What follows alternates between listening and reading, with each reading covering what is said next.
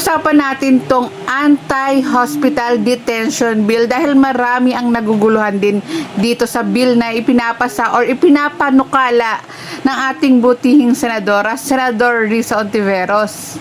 Para sa akin, isipin nyo may mga pasyente na gumaling na at handa nang umuwi. Pero hindi pa rin makalabas dahil walang pambayad sa hospital bill. At ang masaklap pa dito, hindi mailabas ng pamilya yung labi ng kanilang mahal sa buhay dahil sa kakulangan ng salapi.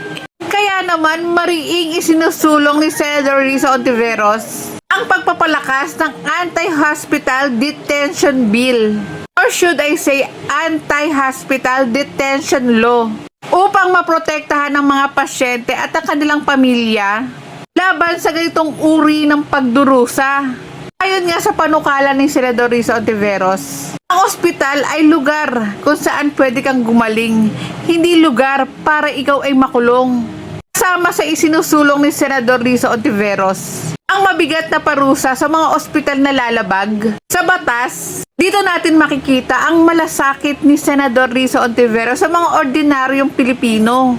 Habang yung iba, puro salita, Senador Risa Hontiveros ay tuloy-tuloy na lumalaban upang mapangalagaan ang dignidad, karapatan ng bawat pasyente.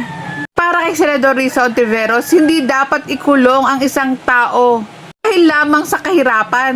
Ang kalusugan ay karapatan, hindi pribilehiyo. Kaya sa ating mga kababayan, sana suportahan nyo itong panukala ni Senador Risa Hontiveros na anti-hospital detention bill.